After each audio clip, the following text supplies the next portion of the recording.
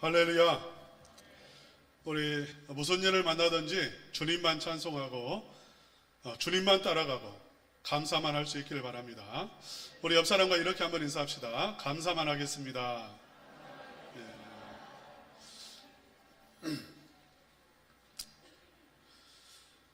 지난 우리 주 요절이 마태복음 2장 23절 말씀이었습니다. 이는 선지자로 하신 말씀에 나사렛 사람이라 칭하리라 하심을 이루려 함이러라. 맞죠? 이는 선지자로 하신 말씀에 나사렛 사람이라 칭하리라 하심을 이루려 하심이라. 다 하라면 여러분에게 좀 부담이 되는 것 같아요. 그래서 나사렛 사람이라 칭하리라 하리라. 우리 이 부분만 다 같이 한번 해봅시다. 시작. 나사렛 사람이라 칭하리라 칭하리라. 딱 여기까지요. 산상수훈 말씀입니다. 마태복음 5장 말씀, 6장 말씀, 7장 말씀은. 이 산상수훈 말씀은 기독교의 윤리이기도 하지만 그러나 근본적으로는 윤리를 말하는 게 아니라 너는 어떤 사람이냐 하는 것을 묻는 것입니다. 정체성에 관한 말씀이에요. 이 산상수훈 말씀을 통해서 우리는 내가 누구인지를 알게 되어집니다. 내가 하나님의 백성인지 아닌지, 내가 의인인지 악인인지, 내가 하나님에게 속한 자인지 사단에게 속한 자인지, 내가 저주 아래 있는지 하나님의 축복 속에 있는지 이 산상수훈 말씀을 우리가 비춰보면 알 수가 있는 것입니다. 그래서 예수님이 이 말씀을 하신 것은 바리새인들과 유대인들에게는 너희의 정체는 하나님의 백성이 아니다, 너희는 의인이 아니다, 그것을 드러내는 것이고, 하나님의 백성들에게는 너희는 진실로 하나님의 자녀라는 것을 드러내시는 것이죠. 오늘 39절 말씀에 보면 악한 자가 나옵니다. 악한 자는 어떤 사람이냐면 오늘 본문 말씀에 이렇게 보면 대략 이렇게 생각할 수 있습니다. 내 뺨을 때리는 사람입니다. 내가 잘못한 것이 없는데 내 뺨을 때리는 사람이 있어요. 좋은 사람이에요? 나쁜 사람이에요? 네, 나쁜 사람이죠. 나를 짓밟는 사람, 폭행을 가하는 사람, 신체적인 폭행을 가하는 사람, 멀쩡하게 길을 가는데 내 뺨을 후려친단 말이에요. 악한 사람입니다. 둘째로 제시된 사람은 속옷을 빼앗는 사람입니다.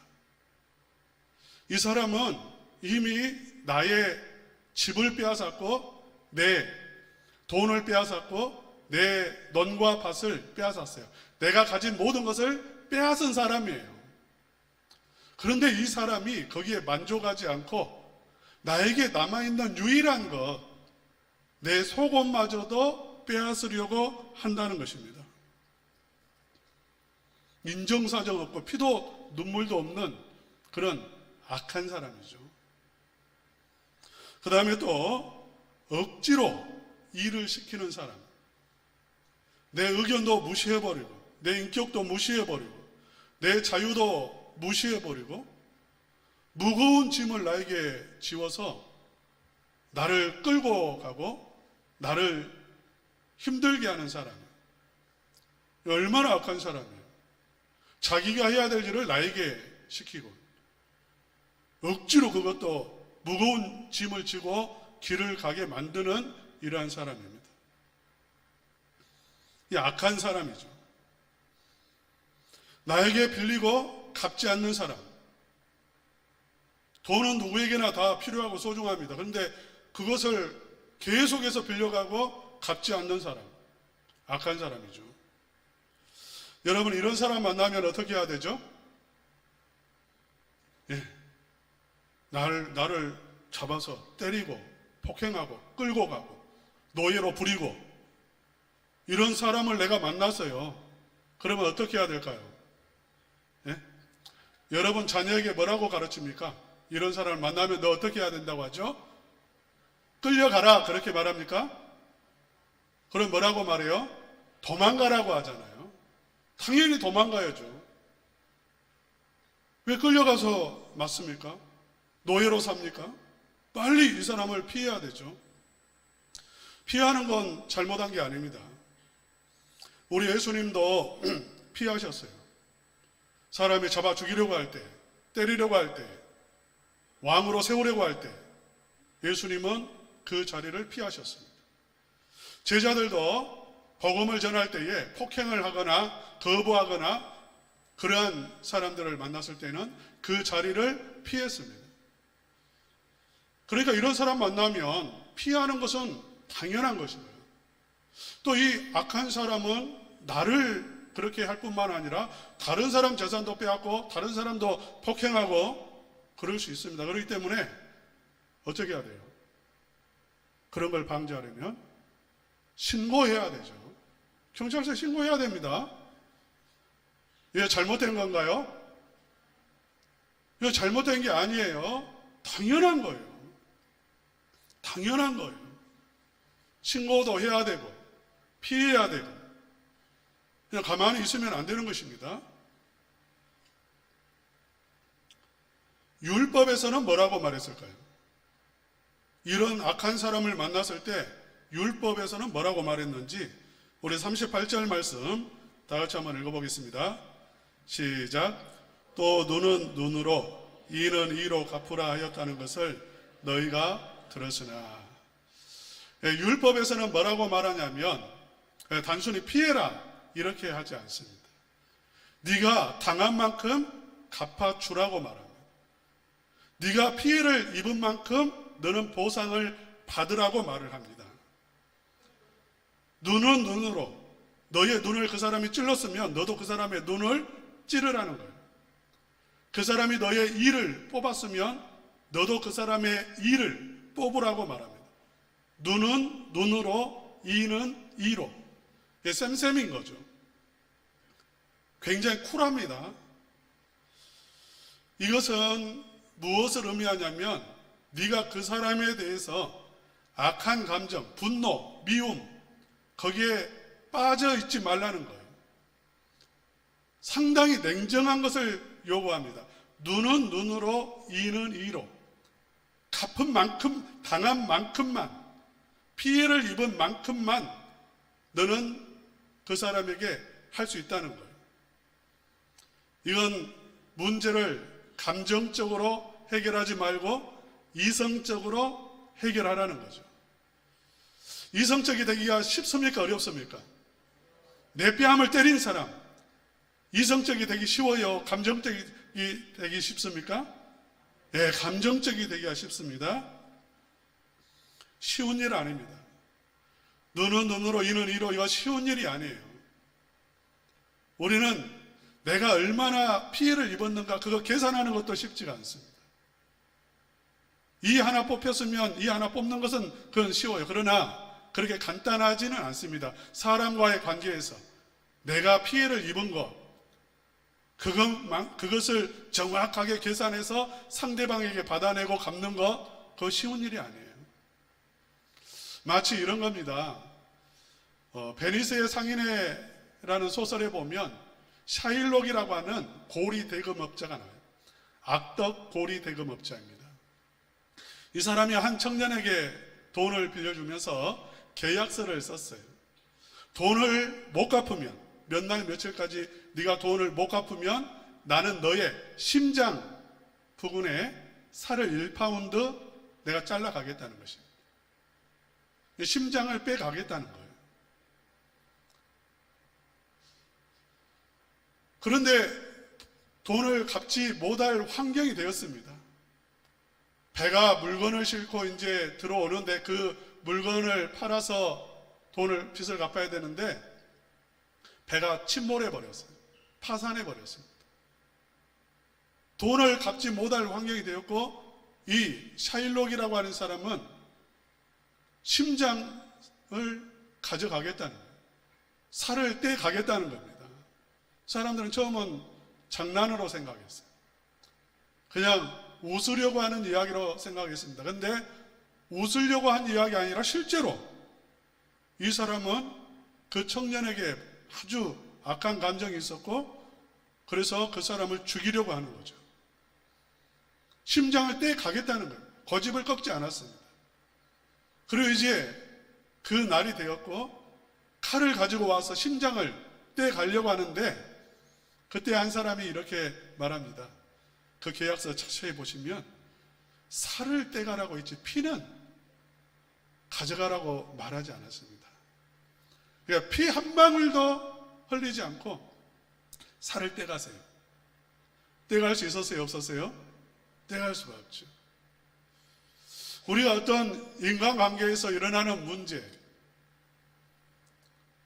그것을 어떻게 정확하게 계산해가지고 그것만큼, 내가 당한 만큼 그것을 계산하는 것은 쉬운 일이 아니에요.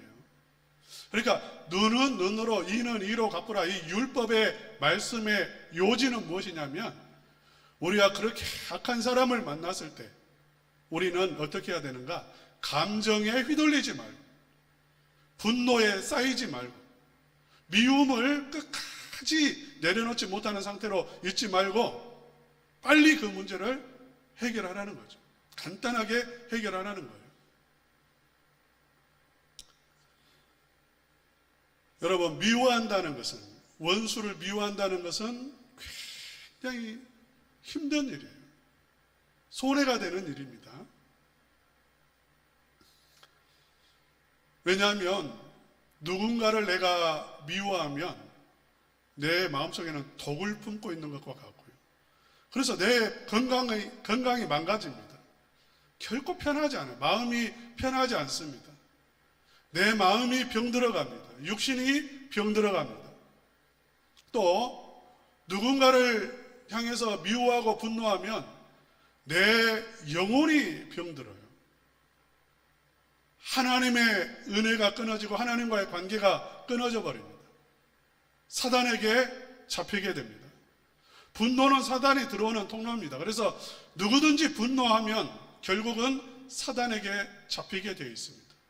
은혜를 상실하게 되어 있습니다. 엄청난 손해예요. 미워하고 분노하고 그 분을 풀지 못하고 가지고 가는 것은 정말 내가 죽는 것입니다. 지옥을 경험하는 거예요.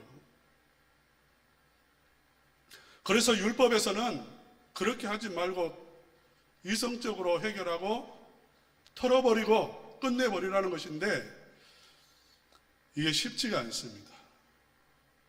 분노에서 벗어난다는 것 쉽지 않습니다. 미움에서 벗어난다는 것이 결코 쉽지 않습니다. 대부분은 이런 경우에 내 뺨을 때린다든지, 재산에 손해를 입혔다든지, 내 인격을 무시했다든지. 사실 오늘 본문의 말씀은 좀 극단적인 상황입니다. 극단적인 상황이죠. 이런 사람 별로 없어요. 평생에 한 번 만날까 말까 합니다. 한 번 경험할까 말까 해요. 그러나 사실 내 마음을 아프게 하고 나를 무시하고 내 분을 일으키는 그러한 일들은 늘 존재합니다. 내 주변에서. 그 사람은 원수가 아니라 누구냐면 우리 부모이고 형제 자매이고 내 이웃이고 학교 친구들이고 선생님이고 직장의 동료이고 교회의 성도입니다. 그들의 말 한마디가 내 마음을 찌르고 그들이 무시하는 행동 하나가 나를 분노케 하고 절망케 하죠. 이러할 때에 우리가 이성적이 되기 쉽지 않아요. 그래서 무엇을 선택하냐면 대개는 보복하려고 하죠. 보복하려고. 여러분, 보복하면 시원할까요? 똑같이 내가 보복을 하는, 내 분노대로 행하는 것입니다. 욕을 한다든지, 아주 나도 똑같은 폭력을 행한다든지 그렇게 하려고 하고요. 대개는 관계를 끊어버리려고 합니다. 관계를 끊어버려요. 아, 너 그렇게 악한 사람, 나는 너같이 악한 사람하고는 이제 상종하지 않아. 그래서 끊어버리는 거예요. 여러분, 말씀을 드렸지만 그 끊어버리는 사람이 누구냐면 결국 우리는 부모하고 끊어버리고, 자녀하고 끊어버리고, 형제와 끊어버리고, 교회 성도와 관계를 끊어버리고, 교회와 끊어버리고. 요즘에 부모님과 관계 끊어버린 사람 많습니다. 의외로 많습니다. 형제와 안 보고 사는 사람 의외로 많습니다. 코로나로 100만 명 이상의 성도가 떠났다고 했는데 코로나 때문에 떠난 거 아니에요. 사실 들어가 보면 사람 보기 싫은 거예요. 성도가 보기 싫은 거예요. 그들의 악한 면, 더러운 그러한 면이 드러났고 그러한 꼴을 보기 싫으니까 교회에 나가지 않는 거예요. 관계를 끊어버린단 말입니다. 자연히 아까 말씀드렸듯이 관계 끊어버리면 편한 것 같고 똑같이 내가 너를 분노하면 편할 것 같은데 그렇지 않아요. 지옥이 되어버리죠. 내 마음도 지옥이고 가정도 지옥이고 교회도 결코 편하지가 않죠. 이런 사람이 의외로 많아요. 제가 아는 분의 이야기입니다. 제가 아는 분이 이런 말을 하더라고요. 자기 가게에 와가지고 한 사람이 이야기를 하는데 중학교 때 선생님에게 뺨을 맞았어요. 왜 뺨을 맞았냐면 분실사고, 돈이 반에서 분실이 되었는데 도둑으로 자기가 몰린 것입니다. 자기는 돈을 훔친 적이 없어요. 그런데 자기가 도둑으로 누명을 썼습니다. 나 아니라고 하는데도 아무도 믿어주지 않고 선생님도 믿어주지 않고 자기 뺨을 쳤는데요. 부모님을 데리고 와라고 해서 부모님이 왔어요. 부모님도 자기의 말을 믿어주지 않고 선생님에게 죄송하다고 하면서 돈을 물려줬어요. 이 사람이 바로 그날 가출을 했습니다. 지금 60이 넘었는데, 중학교 때 가출을 해서 지금 60이 넘었는데 지금도 집에 들어가지 않습니다. 부모님이 눈물로 사정을 해도, 눈물로 돌아오라고 해도 듣지 않습니다. 관계 다 끊어버렸어요. 지금도 분노 속에 살아갑니다. 지금도 일을 갑니다.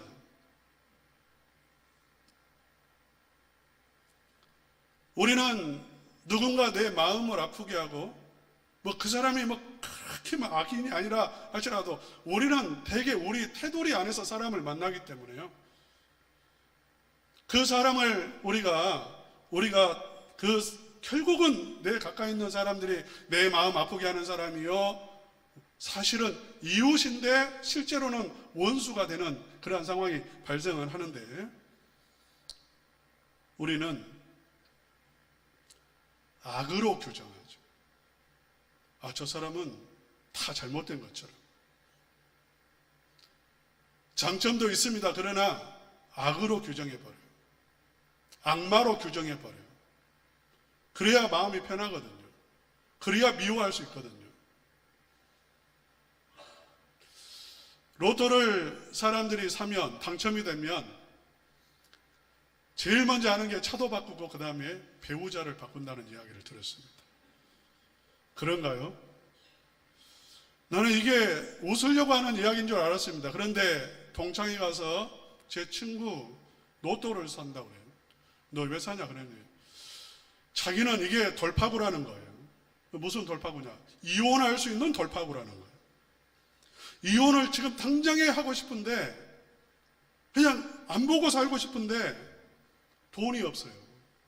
위자료도 줘야 되고 자기도 살아야 되고 재산 나눠야 되는데 그러면 살 게 없으니까 돌파구로 어쨌든 이 로또를 사가지고 당첨이 되면 적당하게 떼주고 자기도 그렇게 살겠다는, 그러니까 이미 관계가 끊어져 있는, 부부 간의 관계가 끊어져 있는 거죠.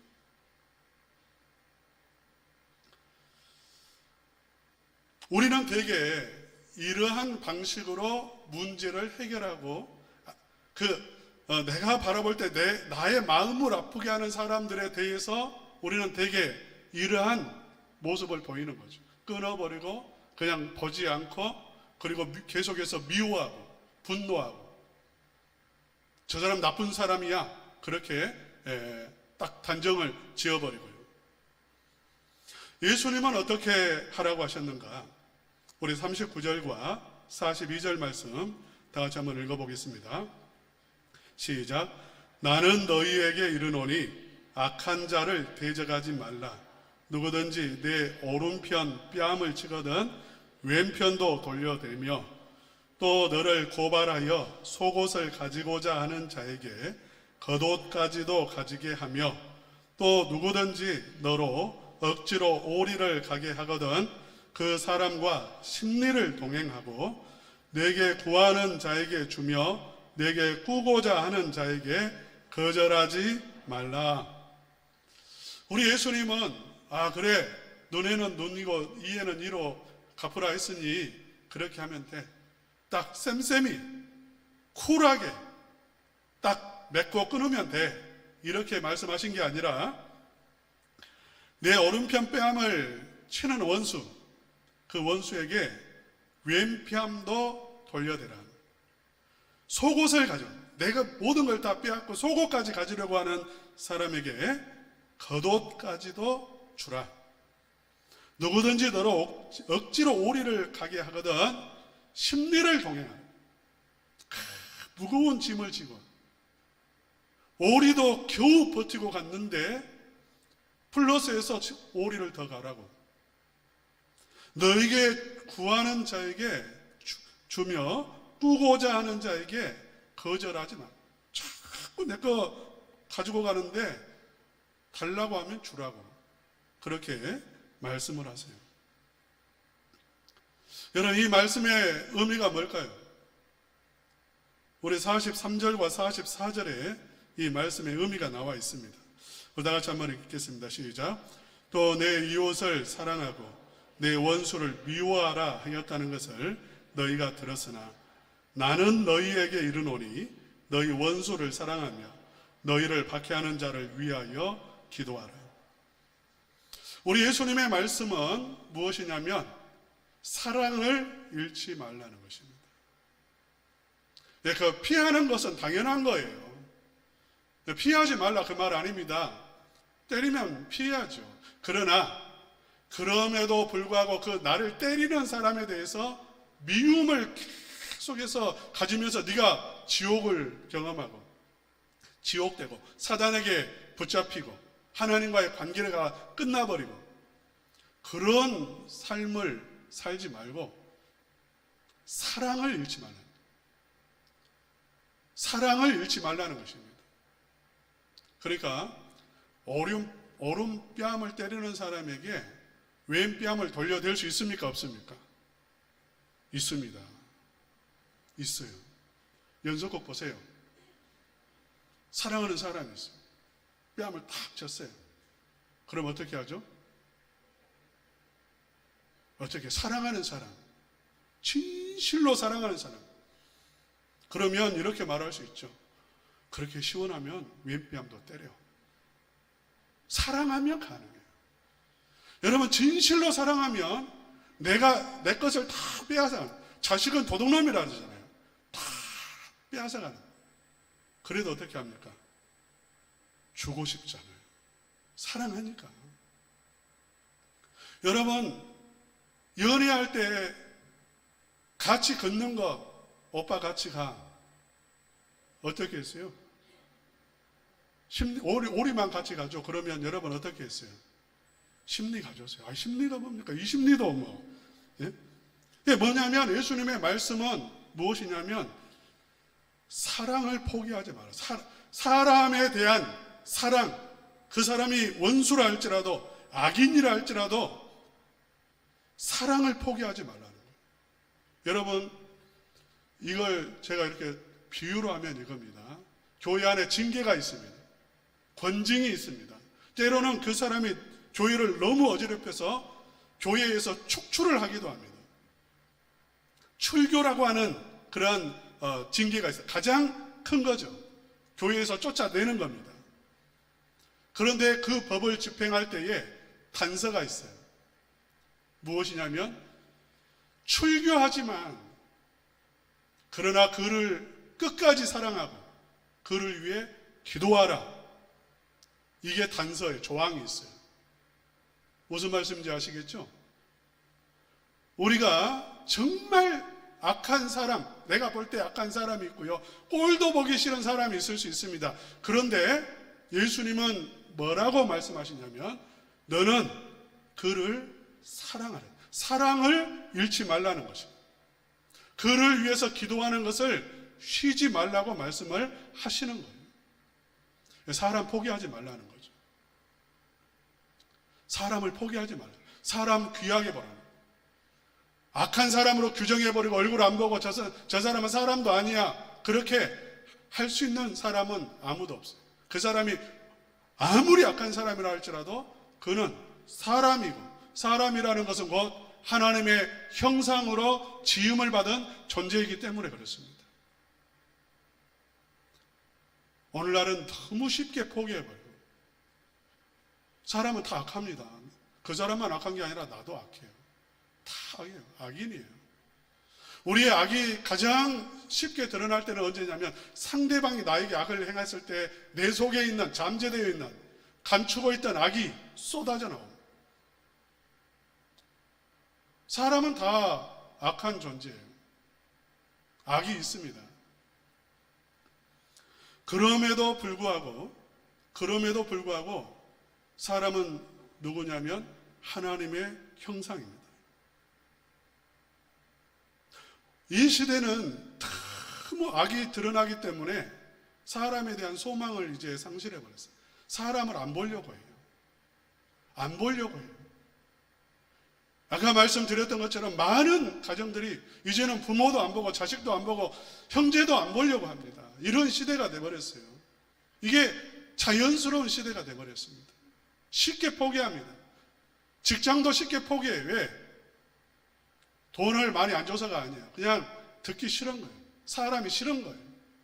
쉽게 사람과의 관계를 포기해버리는 이런 시대입니다. 우리 예수님은 말씀하세요. 우리 예수님의 말씀을 기억하셔야 됩니다. 사랑하라는 것입니다. 기도하라는 것을 말씀을 하세요. 그런데 이 말씀은 지금 아까 처음 제가 말씀을 드렸을 때에 본질에 관한, 이것은 지금 사랑하느냐 못 사랑하느냐 이걸 지금 말하는 게 아닙니다. 정체를 지금 묻고 있어요. 너, 미워하는 너, 평가하는 너, 딱 저 사람은 선악으로 구분해서 너는 악인이고 너는 선인이야, 나는 너와는 관계하고 너는 끊어버려, 이렇게 말하는 너의 정체가 뭐냐, 이렇게 질문하는 것입니다. 계속해서 미움을 풀지 못하는 너의 정체는 뭐냐, 이거예요.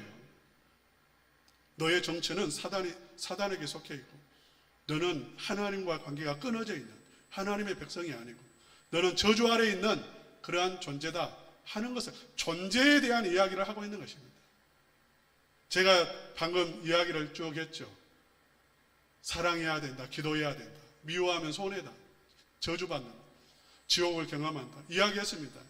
만약 나의 정체가 거듭나지 못한 사람이라면, 하나님의 자녀에 속해 있지 않다면 나는 이를 악물고 사랑하려고 해도 사랑할 수 없습니다. 불가능합니다. 이건 윤리의 문제가 아닙니다.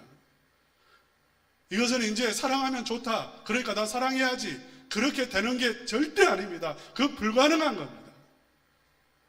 우리는 원수를 사랑할 수 없습니다. 나에게 조금만 나쁜 말을 해도 우리는 그 감정을 죽을 때까지 풀지 못합니다. 그것을 풀 수 있는 사람은 누구냐면 하나님의 자녀입니다. 그래서 오늘 본문 말씀에 이렇게 말하죠. 45절 상반절 말씀 다 같이 한번 읽겠습니다. 시작. 이같이 한즉 하늘에 계신 너희 아버지의 아들이 되리니. 예, 여기까지요.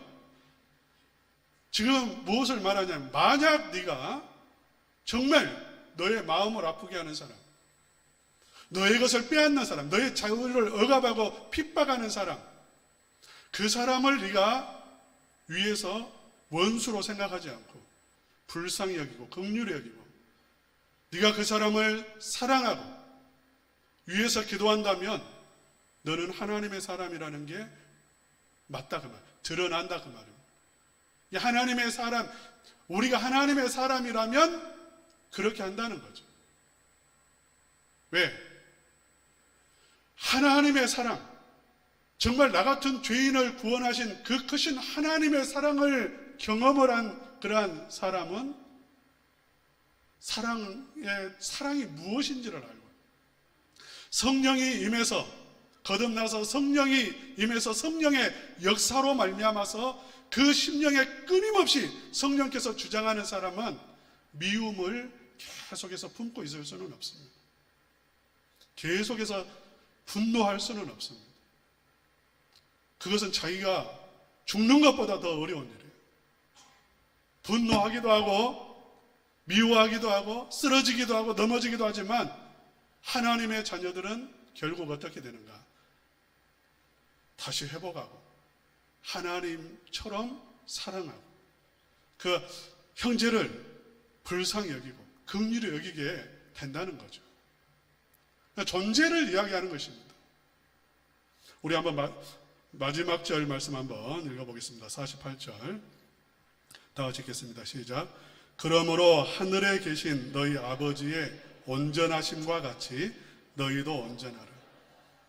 예, 하나님은 온전하신 하나님이세요. 무슨 말이냐면 그리스 로마 신화에 보면 그 신들은요 불완전합니다. 그래서 막 감정이 폭발하기도 하고요, 그 신들은 막 질투하기도 하고 막 실수를 하기도 하고 막 그래요. 아주 불완전해요. 그 불완전한 모습이 이 세상에 나타나는 게 이제 불완전한 모습의 역사입니다. 근데 우리 하나님은 완전하신 하나님. 무슨 말이냐면 우리가 어떤 행동을 했다고 해서 하나님은 흔들리지 않습니다. 계속해서 변함없이 사랑하신단 말이에요. 할렐루야. 여러분이 실수하고 넘어지고 우리가 악을 행해도 하나님은 흔들리지 않아요. 사랑하시고 우리에게 햇빛을 비춰주시고 하나님은 은혜를 부어주세요. 그 하나님의 온전하심과 같이 너희도 온전하라. 흔들리지 말라는 거죠. 우리는 이런 핑계를 댑니다. 하나님, 저 사람 나에게 뺨을 때렸어요. 내가 화내는 거 당연하고 분노하는 거 당연하고 관계 끊는 거 당연합니다. 이렇게 말하는데 하나님께서 하시는 말씀은 온전해라. 흔들리지 마라.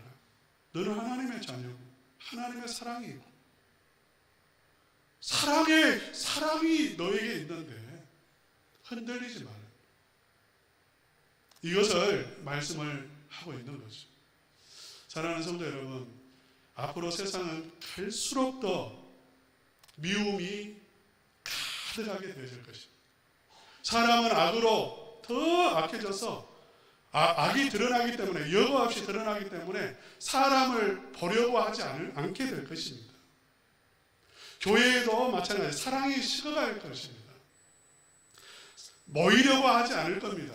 왜? 만나면 그 속에 들어있는 악이 보이기 때문에 만나려고 하지 않을 거예요. 그런 세상이 될 겁니다. 그래서 유럽처럼 될 거예요. 유럽에서 사람 보기 싫어합니다. 그래서 개 키웁니다. 그게 제가 읽었던 책에 30년 전 책이에요. 그때 그런 이야기가 쓰여 있더라고요. 개를 키우는 이유.